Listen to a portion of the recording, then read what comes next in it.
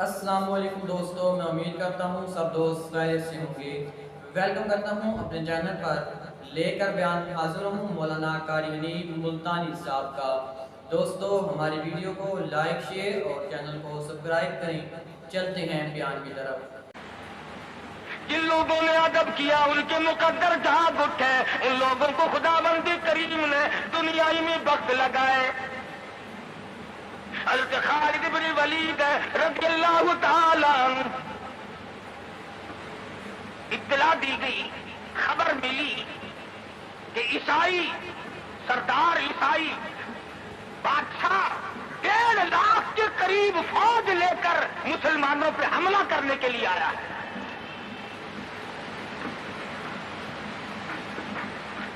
حضرت خالد بن ولید رضی اللہ تعالی عنہ کو 50-60 آدمی دیے، جاؤ بادشاہ کی فوج کا اندازہ لگا کے آؤ، تخمینہ لگا کے آؤ، اسلحہ دیکھ کے آؤ، ان کی تعداد کا اندازہ لگاؤ وہ کتنے ہیں۔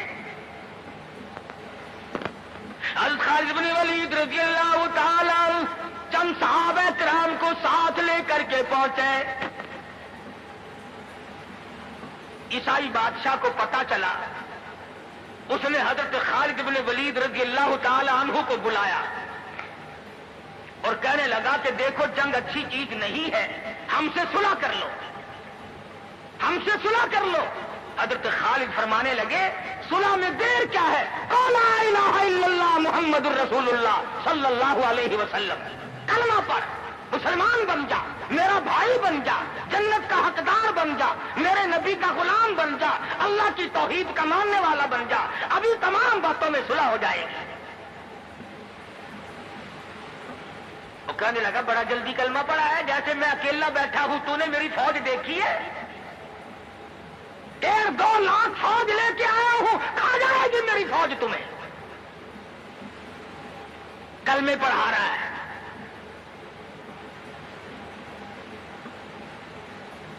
حضرت خالد کو کہنے لگا تجھے پتا نہیں تو کس کے سامنے کھڑا ہے؟ فرمایا ہاں، ایک عیسائی کافر کے سامنے کھڑا ہوں۔ وہ کہنے لگا ہے کوئی جلاد؟ فوراً تلوار لے کر حاضر ہو گئے، کہا اس گستاخ کی گردن کاٹ مارو۔ حضرت خالد کے ساتھ 2 آدمی اور تھے، انہوں نے یہ نہیں کہا ہے جی اجی ہم تو یوں ہی بات کر رہے تھے جی، اجی آپ برہم ہو گئے، اجی حضور آپ ناراض ہو گئے۔ حضرت خالد نے یہ نہیں فرمایا کہ باہر والوں کو اطلاع کر دو، وہ 50-60 آدمی تو ہمارے ساتھ مل جائے۔ 2 ساتھیوں کو فرمایا اب ایک دوسرے کی طرف مت دیکھنا، تلوار نکال لو، انشاءاللہ حوض کوثر پہ ملاقات ہوگی۔ 3 آدمی 1.5-2 لاکھ کے مقابلے میں ٹکرا گئے، یہ نہ سوچا کہ ہوگا کیا۔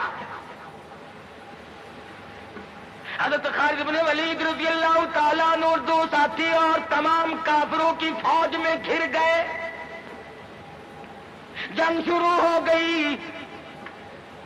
ابو عبیدہ بن جراح رضی اللہ تعالیٰ عنہ کے خام میں مدنی کریم صلی اللہ علیہ وسلم تشریف لائے۔ فرمایا ابو عبیدہ تو سویا ہوا ہے، میرا خالد گھیرے میں آ گیا۔ گھبرا کے اٹھے، شور مچایا، لوگوں جلدی کرو پہنچو، خالد گھیرے میں ہے۔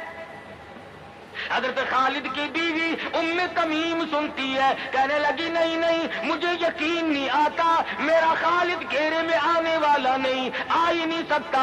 گھر میں کھڑی ہو کر چاروں طرف نظر مارتی ہے، دیکھتی کیا ہے؟ وہ ٹوپی جس میں امام الانبیاء محبوب کبریا حضرت محمد مصطفیٰ صلی اللہ تعالی علیہ وسلم کے منہ مبارک رکھے ہوئے تھے، وہ بھول آئے۔ ام تمیم کہتی ہے خالد تو ضرور گھیرے میں آ گیا، تیری ٹوپی یہاں رہ گئی۔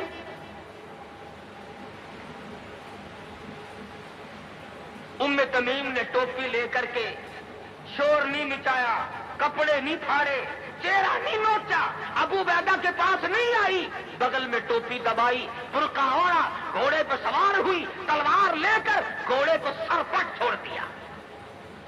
صحابہ دیکھ رہے تھے، ارے یہ کون ہے؟ یہ کوئی جاسوس معلوم ہوتا ہے، اسے پکڑو پکڑو پکڑو۔ सहाबा ने घोड़े दौड़ाए, घेरे में ले लिया, पूछा बुर्का पोछ, तू कौन है?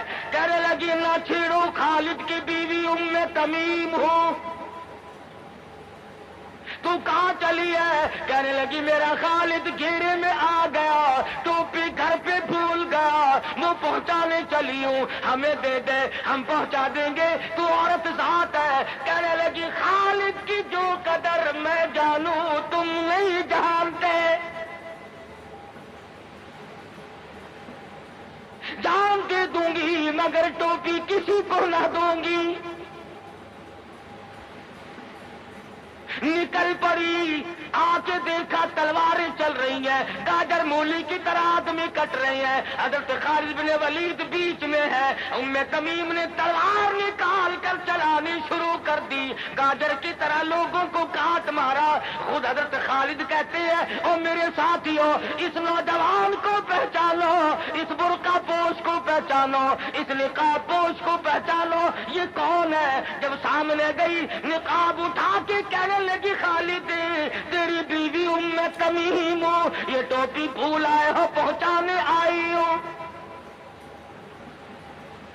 और कराची के मुसलमानों, तुमने कभी सोचा नहीं खालिद के सर पे नबी की टोपी नहीं, जिसमें नबी के बाल रखे हुए थे, वो घेरे में आ गए। आज तेरे पास कुरान नहीं, तू घेरे में है। वो टोपी घर पे भूल आया था, तू कुरान को मस्जिद में कैद करके आया, आज तू कुफर के लर्दी में फंसा हुआ है, तू घेरे में है, तुझे कोई नहीं निकाल सकता अल्लाह के कुरान के सिवा। तुम कितनी अस्करी ताकत बढ़ाओ, तुम तादाद बढ़ा लो, तुम छोटे बड़े जोर लगाओ, कितनी तुम कोशिश करो, खुदा की कसम जब तक तुम अल्लाह का कुरान लेकर के नहीं बैठते, उस वक्त तक तुम्हारा घेरा नहीं टूट सकता। तुमने अल्लाह के कुरान को मस्जिद में कैद कर दिया।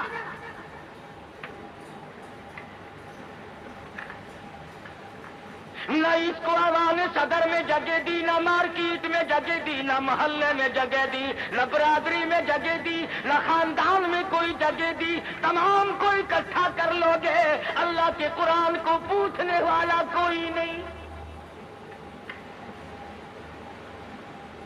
कौन पूछे?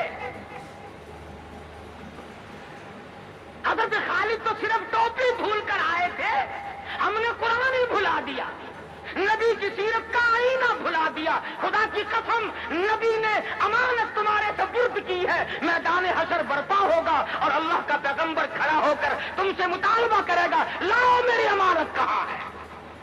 कुछ लोग कहेंगे और जी हम तो इश्क की वजह से ऐसा कर बैठते हैं, मोहब्बत में हमें पता ही नहीं चला कुरान कहाँ रह गया, मोहब्बत में हमें पता ही नहीं चला कुरान रह कहाँ गया। और तुझे कैसी मोहब्बत है, तुझे कैसा इश्क है कि तुझे आज तक पता नहीं चला। इश्क तो सहाबा किराम को था। मदीना मुनव्वरा है, अल्लाह पाक हर मुसलमान को मदीने पाक की ज़ियारत नसीब फरमाए। खुदा की कसम, मदीने की हवा में जो खुशबू है तुम्हारी, वो कस्तूरी में नहीं हो सकती, वो मुश्क में नहीं हो सकती, वो अंबर में नहीं हो सकती, वो ज़ाफ़रान में नहीं हो सकती। अरे मदीने की हवा में जो खुशबू है, जो गुंबद खिदरा से टकरा कर आती है, उस हवा में खुशबू भी निराली है। सहाबा कहते हैं कि जब हम नबी सल्लल्लाहु अलैहि वसल्लम को तलाश करने के लिए निकलते तो किसी से पूछते नहीं फिरते थे, बल्कि मदीने की हवा बताती थी इधर आओ हुजूर, इधर तशरीफ ले गए। मदीना मुनव्वरा में एक जंग की तैयारी फरमाई, सहाबा इकराम का लश्कर तैयार फरमाया हुजूर अकरम सल्लल्लाहु अलैहि वसल्लम ने। जुमे का दिन है, सुबह का वक्त है, लश्कर को साथ लेकर के तशरीफ ले गए। 2-3 मील तक रुखसत फरमाने के लिए गए, दुआ करके वापिस आ गए, अल्लाह तुम्हें कामयाब फरमाए। सहाबी है हुजूर अकरम, सब कह दो सल्लल्लाहु अलैहि वसल्लम का। आओ इश्क की बात तुम्हें बताऊं। हुजूर अकरम सल्लल्लाहु अलैहि वसल्लम ने रवानगी के वक्त फरमा दिया, तवज्जो करना, लश्कर को रुखसत करते वक्त फरमा दिया, और मेरे दीवानों और परवानों, میرے جانی سارا بات سنو، پہلے جھنڈا جعفر طیار رضی اللہ تعالیٰ عنہ کے ہاتھ میں دینا، پھر جھنڈا عبداللہ ابن روا کے ہاتھ میں دینا، پھر جھنڈا اسامہ بن زید کے ہاتھ میں دینا۔ حضور کے کلام کی مراد کو اگر صحابہ نہیں جانتے تو کون جانتا ہے؟ سمجھ گئے صحابہ کہ جعفر طیار شہید ہوں گے؟ یہ جو حضور نے فرمایا پھر اس کو دینا، پھر اس کو دینا، حضور صلی اللہ علیہ وسلم کے کلام کی، فرمان کی، ارشاد کی مراد اور منشا غرض و قائد صحابہ سمجھ گئے کہ جعفر طیار شہید ہوں گے، اور پھر عبداللہ بن روا بھی شہید ہوں گے، اور اسامہ بن زید بچ کے آئیں گے۔ صحابہ کا تجربہ تھا حضور کے کلام کو سمجھنے کے لیے۔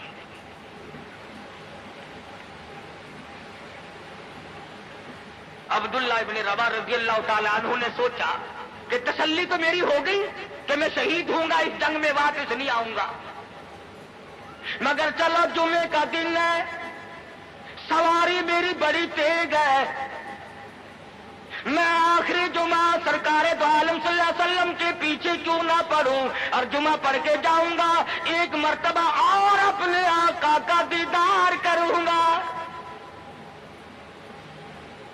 واپس مدینے میں آئے، گھر نہ گئے، بیوی بچوں میں نہ گئے، باغ و بہار میں نہ گئے، فصل باڑی میں نہیں گئے، لوگوں میں نہیں گئے، سیدھے مسجد نبی میں تشریف لائے۔ جمعے کی نماز کے بعد مدنی کریم صلی اللہ علیہ وسلم سے سلام کیا۔ حضور نے فرمایا عبداللہ میں نے تو تجھے صبح رخصت کیا تھا لشکر کے ساتھ، تجھے صبح روانہ کر دیا تھا، تو چلا گیا تھا فوج کے ساتھ۔ عرض کیا یا رسول اللہ میرے ماں باپ قربان ہو جائیں، آپ کے فرمان سے میں نے یہ اندازہ لگایا کہ میں شہید ہو جاؤں گا، میرا یہ آخری جنگ ہے، یہ آخری جہاد ہے۔ میرے دل میں ایک بات آئی، آج جمعے کا دن ہے، اپنے آقا کے پیچھے جمعہ بھی پڑھوں، آخری جمعہ پڑھوں اور آخری دیدار کر کے جاؤں۔ اب تھوڑے سے مجھے آپ بول کے بتائیں عبداللہ ابن رواح کا یہ عشق ہے کہ نہیں؟ کوئی ڈر کی بات نہیں، کوئی خوف کی بات نہیں، بیوی بچوں کی محبت نے نہیں کھینچا، باغوں کو دیکھنے نہیں گیا، بچوں سے ملاقات کے لیے نہیں گیا، ارے حضور کا عشق ہے، کہتا آخری جمعہ، آخری دیدار، آخری ملاقات۔ اور عرض کیا میرے آقا میں اپنے ساتھیوں کو جا ملوں گا، میری سواری بڑی تیز ہے۔ امام الانبیاء محبوب کبریا حضرت محمد مصطفیٰ صلی اللہ علیہ وسلم کا چہرے انور سرخ ہو گیا۔ فرمایا عبداللہ تو ساتھیوں کو نہیں مل سکتا، نہیں مل سکتا، جب تیرے ساتھی جنت میں جائیں گے 500 سال بعد میں بہشت میں جا سکے گا۔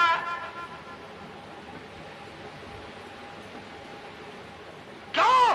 اس لیے چاہے تم عشق کے تحت آئے، محبت کی وجہ سے آئے، جذبے کی وجہ سے آئے، جمعے کے لیے آئے، میرے دیدار کے لیے آئے، میری ملاقات کے لیے آئے، جب میں نے رخصت کر دیا تھا میرے حکم میں تاخیر کیوں کی؟ پتا چلا عشق بھی وہ مقبول ہے جو حضور کی غلامی کے اندر ہو۔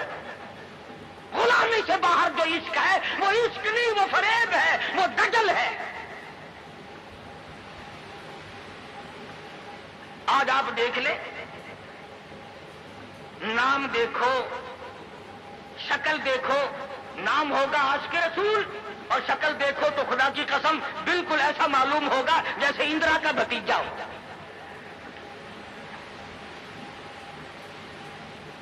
پہچان نہیں سکے گا آدمی، کیا کر سکتا ہے آدمی شکل میں؟ صورت نہیں، سیرت نہیں، لباس نہیں، اخلاق نہیں، کردار نہیں، تمام چیزوں کا تختہ نکال کے رکھ دیا ہے۔ اور آج قوم اسی وجہ سے مصیبتوں سے دوچار ہے، وہ نرغے میں پھنسی ہوئی ہے، وہ نکل نہیں سکتی، وہ سہارا ڈھونڈ رہی ہے مادی قوت کا۔ حضور ناراض ہو گئے صلی اللہ علیہ وسلم۔ صحابی کہتے ہیں میں چاہتا تھا زمین پھٹ جائے، مجھے لقمہ بنا کر نگل جائے۔ صحابی کہتا ہے مجھے زندگی تلخ لگنے لگی، ہائے میرے آقا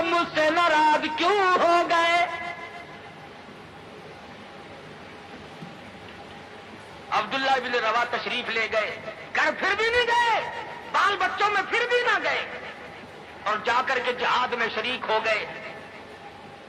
3 دن گزر گئے، کوئی چیز حلق میں نہ گئی، کمر سیدھی نہیں ہو سکتی تھی، جنگ سخت تھا، لڑائی شدید تھی، تلواریں چل رہی تھی۔ عبداللہ ابن روا فرماتے ہیں مجھے بھوک لگی، سیدھا کھڑا نہیں ہو سکتا تھا، مجھے یاد آیا میرے تھیلے میں گوشت کے خشک ٹکڑے موجود ہیں، میں ان کو منہ میں لے کر ذرا چوسنے لگا، مجھے مدینے کا باغ یاد آیا، مجھے بیوی یاد آئی، مجھے اولاد یاد آئی۔ اے نبی کے دیوانے کا طرز زندگی دیکھ۔ صحابی کہتا ہے میں نے انگلی حلق میں ڈال کر وہ بوٹی باہر نکال دی، کہا اچھا میں تجھے کچھ کھانے کے لیے دینے لگا ہوں تو یہاں بیٹھ کر گھر یاد آیا، کھڑے ہو گئے اور فرمانے لگے اور میری بیوی اور تمہیں طلاق ہو، اور میرے باغ بہار جاؤ، اسلام کے لیے وقف ہو تم، آج کے بعد میرے نہیں۔ کسی نے پوچھا کیا کہہ رہے ہو؟ فرمایا ہاں ہاں، نقشہ سامنے کیوں آیا؟ آخری وقت میں دنیا کا نقشہ میری آنکھوں میں کیوں کھینچا؟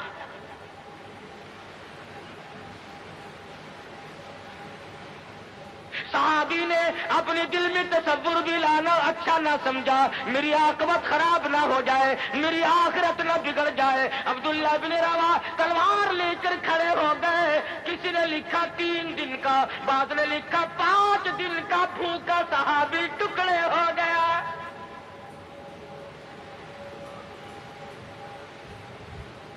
یہ تھا عشق جسے عشق کہا جاتا ہے، لیکن حضور کی اندازہ لگاؤ حکم میں تاخیر کی وجہ سے 500 سال بعد کو بہشت میں جا سکے گا، اور جنہوں نے حضور کے احکام کو سرے سے ٹکرا دیا، سرے سے ماننا ہی نہیں، انکار کر دیا، اب یہ فیصلہ تم کرو، اب یہ فتویٰ تم دو کہ وہ جنت میں کب جائیں گے۔ امام الانبیاء محبوب کبریا حضرت محمد مصطفیٰ صلی اللہ تعالی علیہ وسلم کے دیوانوں نے حد کر دی، پروانوں نے حد کر دی، جس صورت سے بھی ان کو لگایا گیا اسی صورت سے وہ آگے بڑھتے رہے۔ فاروق اعظم کی حکومت ہے، سب کا رضی اللہ تعالی عنہ۔ مصر کے علاقے میں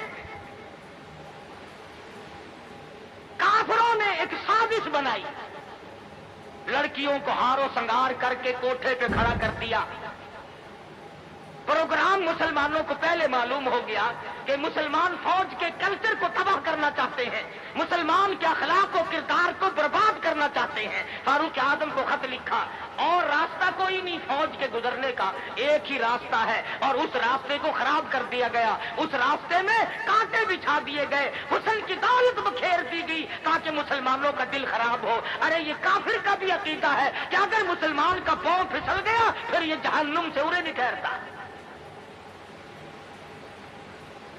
فاروق اعظم رضی اللہ تعالیٰ عنہ نے خط کا جواب دیا اور صاف صاف لکھ دیا کوئی پریشانی کی بات نہیں، ساری فوج کو اکٹھا کر کے قرآن کی آیت سنا دو، ساری فوج کو اکٹھا کر کے قرآن سناؤ۔ چنانچہ کمانڈر نے، سپہ سالار نے فوج کو اکٹھا کیا اور قرآن کریم سنا دیا، وَقُلْ لِلْمُؤْمِنِينَ يَغُضُّوا مِنْ أَبْصَارِهِمْ وَيَحْفَظُوا فُرُوجَهُمْ ذَلِكُمْ أَزْكَىٰ لَكُمْ إِنَّ اللَّهَ خَبِيرٌ بِمَا يَصْنَعُونَ۔ مسلمانوں اپنی نظروں کی حفاظت کرو، اپنی ایمان کی حفاظت کرو، اگر تم ان کی آنکھوں سے بھی دیکھو گے خدا تمہاری ساتھ ہے، وہ تمہاری تمام حرکتوں کو دیکھتا ہے۔ ماشاءاللہ، سبحان اللہ۔ یہ تھے قاری حنیف ملتانی صاحب جو بہت ہی خوبصورت آواز اور خوبصورت انداز میں بیان فرما رہے تھے۔ اللہ